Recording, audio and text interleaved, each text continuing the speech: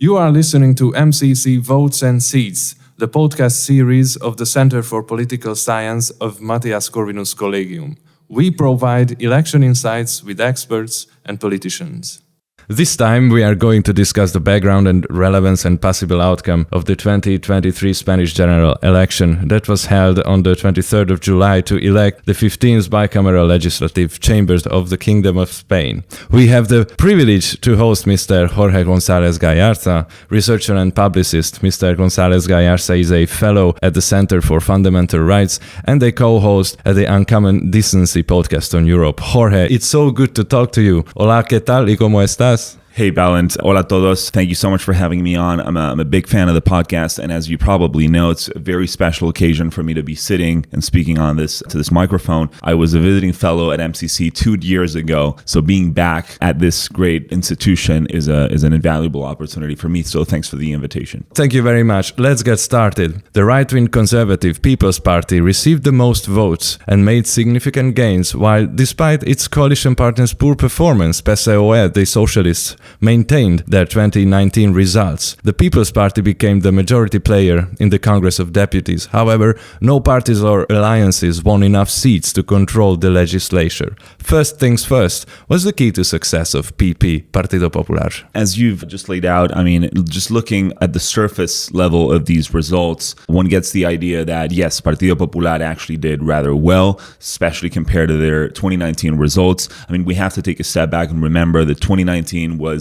we had two elections actually back to back. We had one election in 2018 that did not deliver a clear winner either, and then we had an election in 2019 after which Pedro Sánchez, the incumbent prime minister, formed a coalition government that has been ruling the country for the past 5 years. But in 2019, PP was reeling from a big corruption scandal that had occasioned a motion of no confidence that toppled the previous prime minister, Mariano Rajoy, the PP prime minister before Pedro Sánchez. So at the time when we Spaniards headed to the polls in 2019, we did it in a sort of a context where PP was just widely associated with corruption. So people were castigating the party. So PP only got 89 seats at that 2019 election. This time around, as you've said, PP got 136 seats, which is a big leap. Back in 2019, it got 5 million votes, and this time around, it got 8.1 million votes. So yes, in a sense, this is, real progress. But I think we have to take another step back and sort of contextualize this election, because actually, even though PP grew and became the main vote getter, as you said, it fell far short of what was expected. Some election polls, particularly those on the center right that were mostly friendly to the PP, had the party at beyond an absolute majority, so beyond 176 seats of the Congress. We have 350 MPs in Congress, 176 is the absolute majority. So if the PP had gotten above that threshold, it could have governed on its own, no questions asked. So some polls were even predicting that. Other less rosy polls were predicting PP would get somewhere around 150. So PP has actually underperformed relative to what was expected of it. So again, even the baseline expectation was that PP, short of an absolute majority, would be in a strong position to negotiate a coalition agreement with Vox. And instead, what we've gotten is actually, as you said, a hung parliament, no clear coalition, no clear winner of the election. No one has gotten the number of votes in parliament to form a government, so everyone's going to have to agree with other parties if they want to form a government. Alberto Núñez Feijóo, the leader of Partido Popular, is nowhere near becoming the prime minister, even though there's going to be an investiture vote on September 26th and 27th. Everyone knows that he's not going to be able to patch together a coalition. So it's just a procedural gimmick. It's sort of a right. He's not going to be able to form a government. Instead, what we have the situation is that incumbent Prime Minister Sánchez is very probably going to be able to patch together a coalition which will be essentially all of the same parties that have supported him over the past 5 years, and we can run down the list. There are essentially from the Basque Country, PNV and Bildu, from Catalonia, Esquerra and Junts, and SUMAR, the far left party, Podemos, essentially. With all of those parties and with Junts, Pedro Sánchez will very probably renew his mandate and roll over into the next legislature. Just to finish, the last news from this week was that on Monday, Yolanda Díaz, who is the vice president of the government from SUMAR, from the far left outlet that is in coalition with the socialists, she flew to Brussels for talks with Carles Puigdemont, who was the president of Catalonia in 2017 when there was the illegal independence referendum. Because PSOE, if it wants to govern, it needs the votes of Junts pel Sí, Carles Puigdemont's party. So Yolanda Díaz flew to Brussels for talks with him. And the day after, on Tuesday, Carles Puigdemont gave a speech outlining his demands in exchange for his votes. And he's demanding an amnesty for the 4,000 people that were detained or even convicted in connection with the independence referendum of 2017, and probably even another independence referendum. This will essentially tear up the constitution. This is blatantly unconstitutional, and yet Pedro Sánchez is very possibly going to concede just in order to stay in power. You mentioned Alberto Núñez Feijóo. He serves as a member of the Senate and, of course, as the president of the People's Party, Partido Popular. What made him the leader of PP? Núñez Feijóo got his start into politics as a junior aide, really, in the government of José María Aznar, which was the PP government from 1996 to 2004. And then he launched his career in Galician politics. He's from Galicia, the northwest region of Spain, and he had been president of Galicia for, I think, 3 terms. And he was widely popular. He got the economy up and running, rooted out corruption from the regional government. He had a positive track record. When the previous PP leader, Pablo Casado, when he was dismissed, essentially, he actually stepped down, but he was really dismissed by the party. The only leader that the party could turn to for guidance and for leadership was Alberto Núñez Feijóo. To your question, I think Alberto Núñez Feijóo, in my personal estimation, he doesn't really have an superhuman charisma. He's not a especially charismatic person, but again, he's a competent leader. He's a competent manager of public policy. Why did PP underperform? And the reason why PP underperformed was mostly because it failed to capitalize on the public anger at the government. So we've got to realize that on the right, the center, and even the center left, there is a widespread anger at this government for many, many reasons that I'll get into later on, primarily because this coalition government of Pedro Sánchez was born out of a lie. In 2019, Pedro Sánchez promised that he would never pact ties with Catalan and Basque secessionists in order to be sworn in as prime minister. And he went on to do exactly that. He broke his vow. For that reason and many others, this government is wildly unpopular on the right, on the center, and even the center left. But PP was unable to capitalize on that. So there was a lot of abstention. The election polls were predicting a wide majority for PP and Vox, but instead the two parties fell short of an absolute majority because many people stayed at home instead of turning out to the polls. On the other hand, PSOE's Pedro Sánchez is quite ambitious and charismatic, and he even broke his vow to be able to form a government. So the leftist Sánchez has portrayed the election as a showdown between the forces of progress and the forces of reactionary conservatism. Prime Minister Sánchez criticized the relationship between the People's Party and the far-right nationalist Vox. The socialist politician campaigned with the slogan Adelante España avanza, so forward Spain advances in English. What were the strengths and weaknesses in the campaign of the left-wing PSOE, and how do you see the role of Mr. Sánchez in the election result?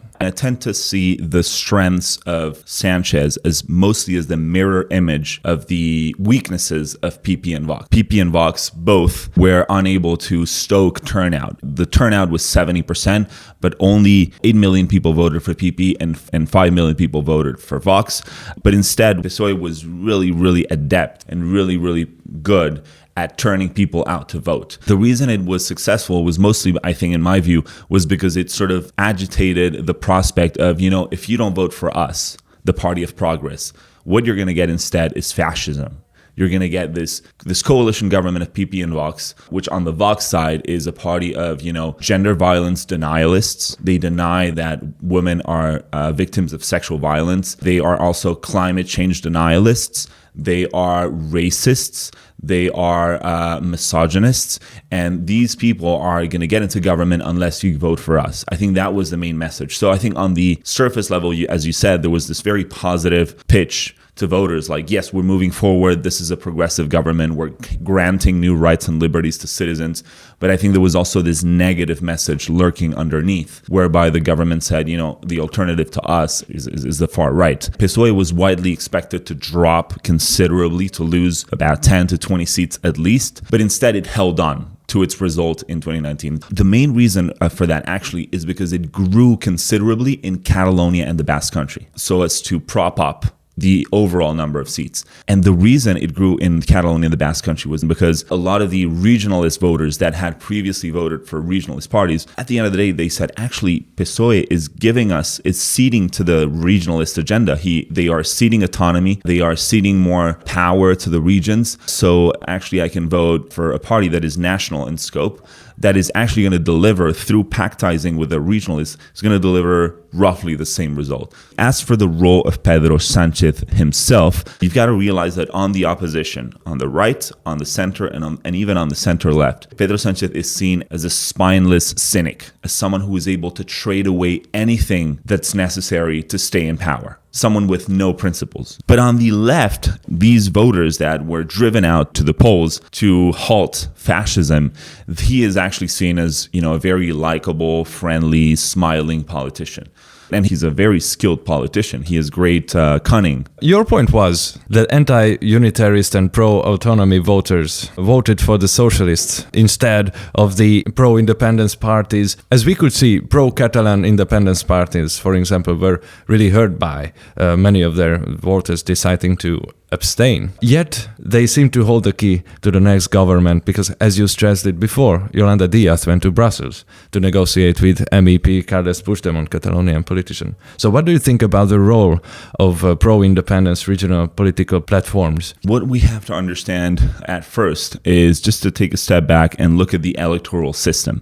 The electoral law largely rewards regionalist parties for the mere reason that actually parties whose support is concentrated in a few provinces get more seats in parliament than parties whose support is spread thinner across regions. Let me give you an example. If you take a national party that doesn't have many votes, that is actually third or fourth party, like Ciudadanos used to be the case, the centrist party, or even Izquierda Unida, the far left. These parties are national in scope, but they're not big enough like PP and PSOE. They are actually penalized by the electoral system relative to regionalist parties in Catalonia and the Basque Country, which are majoritarian in those regions. Not nationally, but just in those regions, they come in first or second. So just from those provinces, they get more seats than parties whose support is spread thinner. You have to realize that Spain hadn't really had a coalition government ever until 2019. The rule had been that one party with the support of other parties, but not the entry of those parties into the government, was able to govern. Now you've had a coalition with ministers from different parties into the government. So what you're seeing is that the electoral landscape is fracturing. The two main parties are losing ground, and you have new parties rising as well, like Vox, Ciudadanos back in the day. So in this fractured political landscape, the regionalist parties are rising to become kingmakers in coalitions. This is what you're seeing in Spain since 2018. More largely to your question about the role of secessionist parties, I think up until the eruption of Vox in 2018, Vox erupted that year in an Andalusian regional election, and the year after it won 52 seats in parliament in a national election in 2019. Vox is the first party ever that has said, we will never pactize with regionalist parties. We will entirely overhaul the territorial system to pare back powers from the regions. So they're a very centralist party that wants to reform the system so as to concentrate more powers in Madrid at the expense of the regions, the regionalist parties. Up until the eruption of Vox, I think the regionalist parties were essentially part of the system. PP and PSOE were both pactizing with these parties, ceding more power. Even PP, I mean, people have to remember, back in the late 90s, Prime Minister José María Aznar signed a deal with CiU, with Convergencia y Unió, the predecessor to Carles Puigdemont's party, Junts pel Sí. It signed a deal to cede many powers in police, traffic, health, education with the president of CiU at the time, Jordi Pujol. So even PP, which is supposed to be a national party, is sort of a center-right party and even a right-wing party at the time, was pactizing with regionalist interests. So they're part of the system, and there was a very entrenched system whereby the national parties gave powers away to these regionalist parties so as to get their votes or just to placate them, just to assuage their concerns so they wouldn't want to go independent. And now what you have is the regionalist parties are the kingmakers of the coalition, and they're demanding, in Catalonia at least, an independence referendum.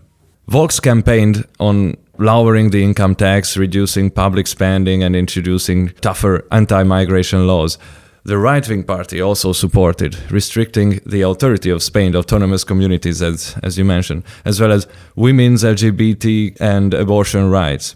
On the other hand, SUMAR, the far-left electoral platform, primarily campaigned on criticizing Vox and focusing on issues regarding climate change, for example. The two extremist parties finished with similar results, receiving 12.4% and 12.3% of the vote respectively, which means significant loss of votes for them compared to their previous performances. What is the reason for such weak outcomes? As a general comment, you're absolutely right to note the rough equivalence between the results of these two countries. Actually, during the campaign, these parties were jockeying to be third political force. Vox really did not want to become fourth political force behind SUMAR. So even though it dropped 19 seats and radically underperformed, at least it came ahead of SUMAR. So Vox was the third force and SUMAR was the fourth. In the case of Vox failed to stoke turnout. There were a lot of people that were probably in line with Vox's message, which is a very radical message against just about everything the government has done, but who failed to turn out because they trusted that in any case there would be a majority. So they stayed at home. So they were victims of their own rosy predictions in the polls. That was one reason. But I think in the case of Vox, you have to cite another reason, which is that Vox campaigned subjected to a vile vendetta by, you know who? By PP. PP actually waged defamation campaign against Vox, labeling it as far right, as denialist of gender violence, denialist of climate change, hostile to immigrants. All of these insults came from PP, from actually the main campaign of PP. So I think this really hurt Vox because you've got to realize that actually our electoral system is split into provinces, right? You vote in a province to elect an MP who's going to represent that province in Congress. In those provinces, where voting for PP would have deprived PSOE of a seat, many Vox voters voted PP. But PP voters did not reciprocate. In those provinces where Vox was ahead of PP and voting for Vox would have deprived PSOE of a seat, PP voters did not vote for Vox in as large numbers as the other way around. Because the campaign leaders, Feijóo and others, were telling them that Vox was, well, perhaps not fascist, Sanchez was saying that, but that Vox was too far to the right. And a lot of PP voters heeded that advice. And in provinces where voting for Vox was the strategic, useful vote to deprive PSOE of a seat, they either stayed at home or voted for PP, which was like throwing their vote to the rubbish bin. And this campaign of defamation that I've just described from PP and from the media, from the center-right media, someone like Federico Jimenez Los Santos, who is like the Sean Riley or the Tucker Carlson of Spanish radio. He is seen as someone who is very influential on the Spanish right. He went brutally against Vox leaders. And I think a lot of people heeded that vote and didn't vote for Vox for that reason. And the reason why this campaign was very counterintuitive was because you've got to realize that at the regional level, we had regional elections on May 28th. At the regional level, PP and Vox are governing in like 6 or 7 regions. Well, they were governing together before the regional elections in Castilla y León since like 2010. Very successful regional government. That was the first case of a coalition government, PP-Vox. And after the May regional elections, they're now governing as well in Valencia, Baleares, Murcia, Extremadura, Aragon. Vox was telling PP, hey, listen, we're governing together in these regions. We have to valorize, we have to hype that we're actually successfully running these regions so that people can trust us to govern together nationally. But instead, PP said, whatever is happening at the regional level, we are now running a national campaign and we don't want to be partners to Vox. In fact, Feijóo gave interviews where he said, I would rather pact ties with PSOE under a new leader. I would rather defenestrate Pedro Sánchez, right? Make sure he's no longer leader of PSOE. But under a new leader, I would rather pact ties with that new leader of PSOE instead of Vox. So PSOE was actually tucking very close to the center. And Vox was left like saying, like, I don't even have a coalition partner anymore. And actually, Feijóo did something very similar because a few days ago, he went to negotiate with Sanchez about a potential government formation, a proposal to govern the country for 2 years. Yeah. Under his term as prime minister and then to hold another election. However, mainstream media worldwide portrayed Feijóo and the Partido Popular as a party that would potentially form a government with Vox. With Vox, yeah. Very interesting. Very interesting. And if you pick out the case of, for instance, Extremadura, in the regional elections of May, the main vote getter, the first party, was PSOE. But PP and Vox were able to pact ties and govern together, unseat the PSOE government. But the PP president in Extremadura came out saying, oh, Vox is a racist party. They hate women. They hate immigrants. I can't agree with them. I just can't pact ties with them. And she was eventually assuaged, and eventually she came around and pact ties with Vox, and now there's a PP-Vox coalition government. That's just to say that even within PP, there are actually some very progressive viewpoints. There are some people who really do view Vox as a threat, as a fringe party, as a radical party, as a far-right party, and who really would rather tack to the center than vote for Vox.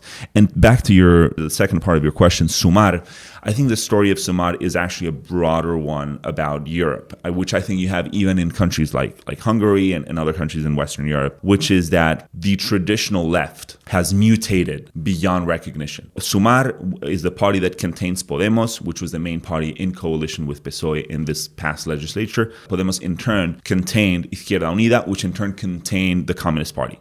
So if you start these are like Russian puppets. If you start taking the Russian puppets out, SUMAR contains the Communist Party, which is a big faction within SUMAR. The Communist Party used to be, back 20 years ago, it used to be it used to focus on the material. It used to focus on the well-being of the working class, on making sure that there were fair wages, fair bargaining process with the corporate bosses, right? Making sure that workers got a fair seat at the table, all of those sort of traditional socialist concerns. The left now is totally different. The left has now totally replaced those concerns with gender ideology, environmentalism, multiculturalism. So I think a substantial share of the working class is disillusioned with SUMAR, and they failed to turn out to maybe voted for smaller left-wing parties like Partido Comunista de los Pueblos de España, which is a radical outlet, or other parties. And there's also a lot of infighting within SUMAR. So Yolanda Díaz, for instance, the vice president of the government who went to negotiate with Puigdemont, she's disliked by Podemos, which also has ministers in the government, right? They have Irene Montero, the Minister of Equality, Ione Belarra, the Minister of Social Rights. Those ministers of Podemos aren't really in good terms with Yolanda. They're in competition. They're actually likely going to be the main coalition partner to Pedro Sánchez in this new legislature. Yeah, and talking about the messages of the parties, you just briefly mentioned a few of those. Pre-election polls showed that primarily economic issues dominated the campaign, followed by unemployment and healthcare. LGBT issues have,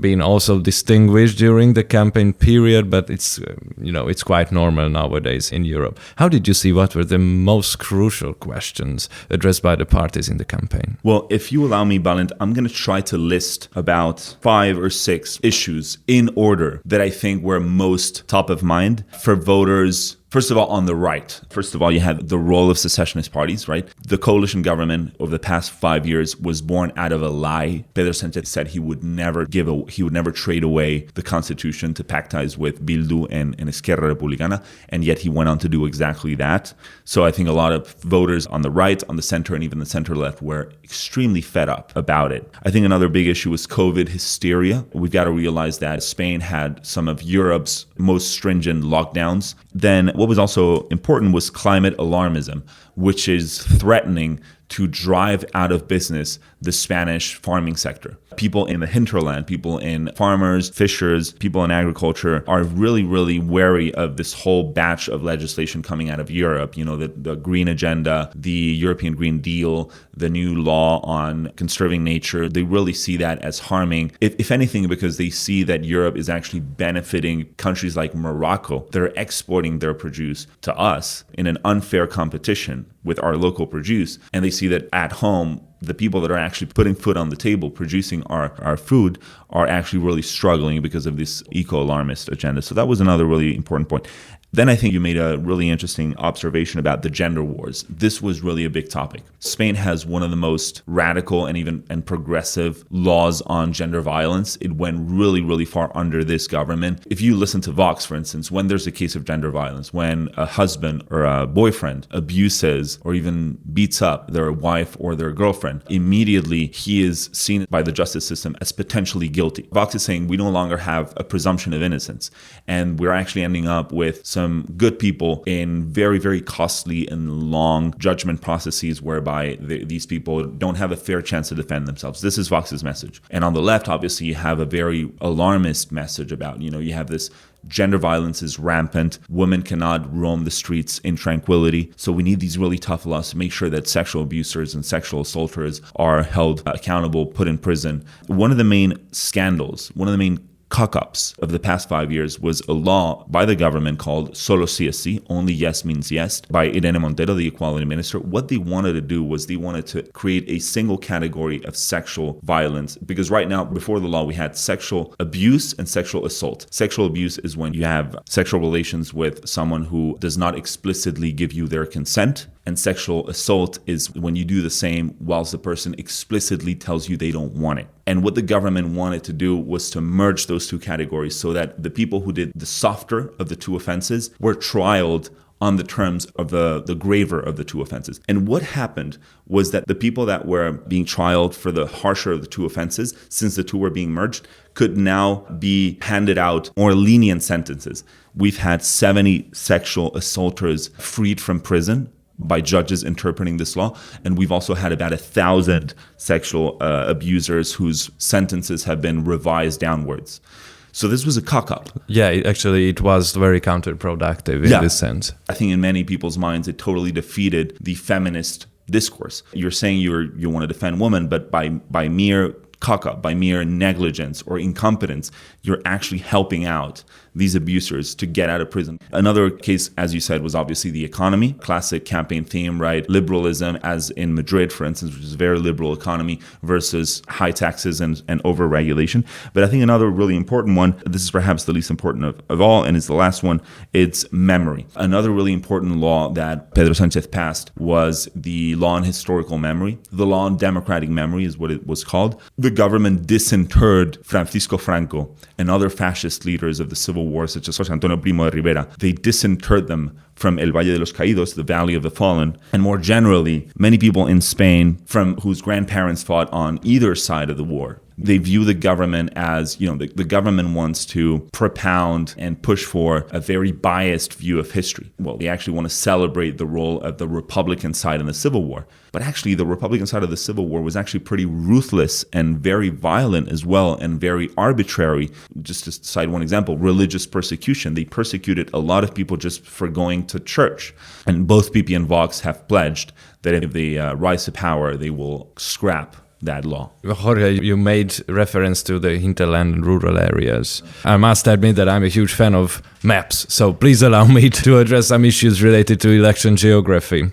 The nationwide voter turnout was quite impressive, around 70.4%, a little bit higher than in 2019. Taking a look at the map of Spain, one can see that in the overseas territories like Melilla, Ceuta, Canary Islands, and let's say the least pro-unitarist autonomous communities like the Basque Country, Catalonia, Andalusia and Navarre, the voter turnout was below national average, with the African enclave Melilla being the least active, with less than 50%. Can we assume a unitarist pro-autonomy divide here? It's a really good question. And yes, I think, well, for starters, let's just recall that if this election had been down to national parties, so on one side PSOE and SUMAR, and on the other PP and Vox, obviously PP and Vox have gotten the more votes. But the reason that we're actually talking of a left-wing government now is because the regionalist parties have propped up the left-wing side. They're totally tilting the balance in favor of the left, the regionalist parties. They're giving PSOE and SUMAR a considerable advantage, which it would not otherwise have. But I think, yes, I think we are evolving towards that sort of divide. The parties of the left and the regionalist parties are more amenable to a sort of a quasi-federal system where we're going to give even more freedoms and even more power to the regions, maybe perhaps even an independence referendum in Catalonia. I think that's not out of the table. That's certainly a possibility, as we're seeing this week.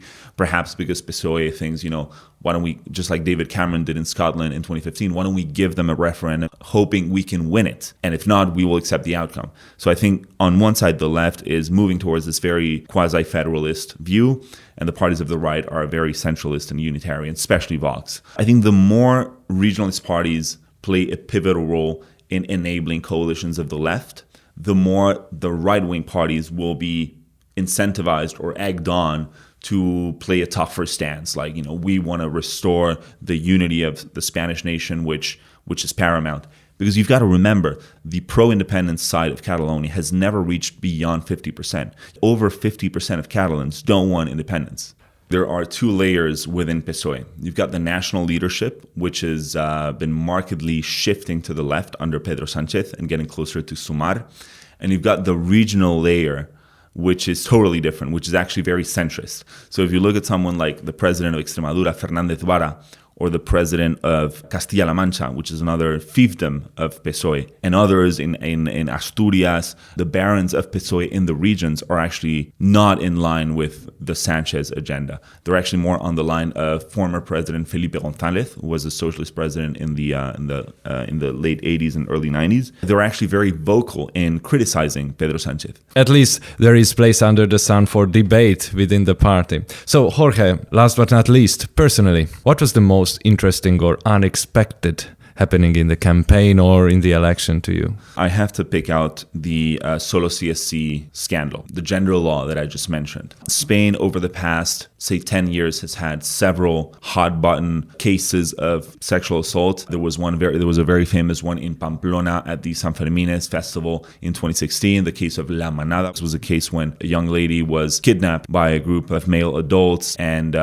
she underwent all different kinds of sexual abuses. And the Spanish society as a whole was very outraged at these cases. The problem is, what are the reforms that have been passed? What are they doing to the justice system? Are we preserving the presumption of innocence for presumptively guilty people? So Solo CSC was a make or break, was a point of no return, because again, the government was unfurling this highly radical feminist propaganda saying, women are constantly beaten up on the streets. They can roam the streets freely. We have to crack down on abusers. We have to crack down on misogyny. And I think it's sort of across the board on the gender issue. For instance, Irene Montero, the equality minister, when she speaks, she says 3 genders: todos, todas, y todes. Todes, which is this neutral thing that doesn't exist in Spanish. There's also been the transgender law. Spain has one of the most radical transgender laws in Europe, which allows people as young as 14 with the consent of parents, 16 without the consent of parents. When you're 16,